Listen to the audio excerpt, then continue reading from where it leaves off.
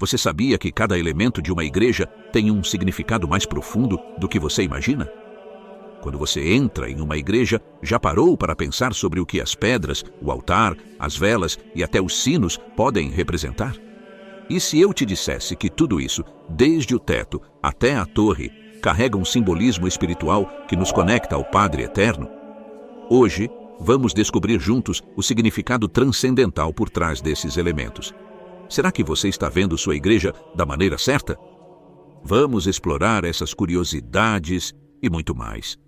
Fique com a gente e prepare-se para uma perspectiva sobre o espaço sagrado segundo o sacerdote, monge, teólogo, filósofo, educador e líder espiritual durante a Idade Média no Mosteiro de São Vítor, da Ordem de Santo Agostinho em Paris, cujo foi prior, conhecido por sua pedagogia que unia disciplina, estudo e contemplação para conduzir os alunos à união com Deus. Hugo de São Vítor.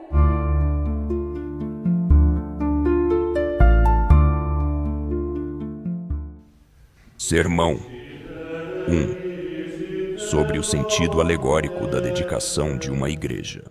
O Altíssimo santificou o seu tabernáculo. Salmo capítulo 45, versículo 5. Sobre o sentido alegórico da dedicação de uma igreja.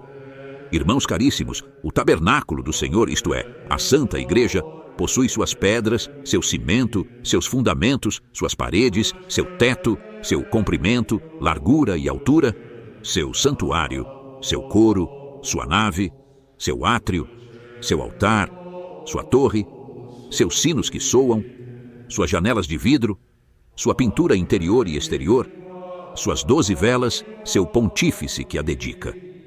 Todas estas coisas que mencionamos são plenas de sacramentos e são, para nós, documentos de realidades espirituais. Cada uma de suas pedras são cada um daqueles que creem em Cristo, quadradas e firmes, quadradas pela estabilidade da fé, firmes pela virtude da paciência. O cimento é a caridade, que acomoda entre si cada um dos indivíduos, os une e vivifica, e, para que não destoiem entre si por alguma discórdia, nivela-os em um mesmo plano.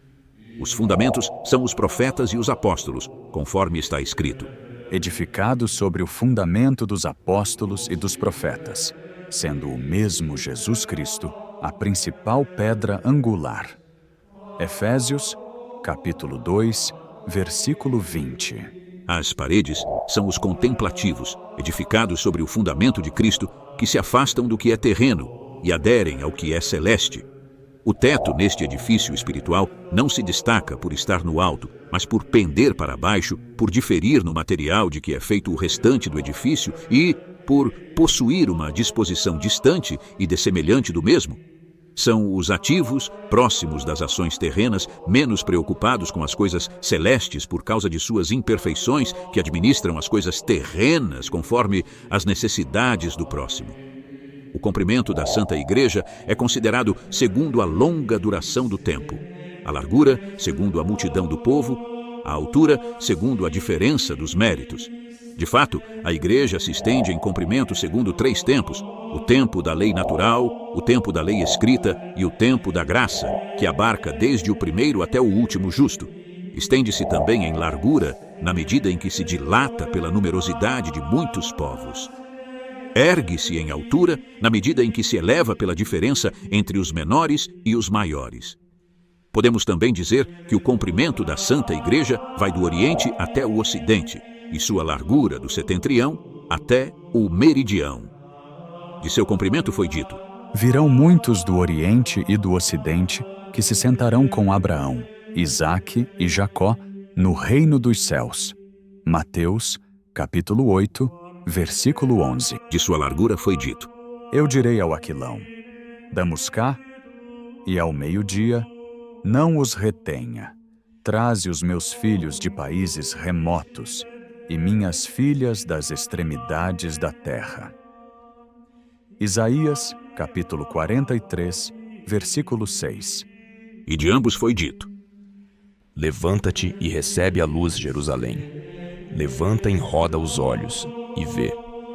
Teus filhos virão de longe e tuas filhas surgirão de todos os lados. Isaías, capítulo 60, versículos 1 a 4. A altura também pode ser considerada segundo os graus de dignidade. A igreja, de fato, se ergue para o alto na medida em que sobre os leigos está colocada a ordem sacerdotal, e sobre a sacerdotal a episcopal, e sobre esta a arquiepiscopal, e sobre todas finalmente está colocado o Papa, bispo dos romanos. O sacrário significa a ordem das virgens, o coro, a ordem dos continentes, a nave, a ordem dos casados. O átrio são os falsos cristãos, que foram santificados pelo fato de terem sido batizados, mas são plenos da podridão dos cadáveres por estarem plenos da corrupção dos vícios.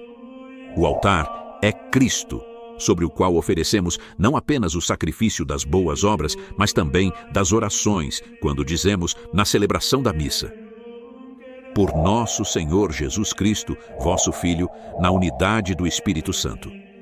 A torre da igreja é o nome do Senhor, sobre o qual está escrito: O nome do Senhor é uma torre fortíssima. A ele se acolhe o justo e encontra um refúgio elevado. Provérbios, capítulo 18, versículo 10. Os sinos são os pregadores que anunciam a palavra de Deus. As janelas de vidro são os homens espirituais, pelos quais resplandece sobre nós o conhecimento divino. A pintura interior significa a pureza do coração, a exterior, a pureza do corpo. As 12 velas são os 12 apóstolos, que pregaram pelas 4 partes do mundo o estandarte da cruz e a fé na paixão de Cristo. Que a isto se digne de nos ajudar aquele que vive e reina por todos os séculos dos séculos. Amém.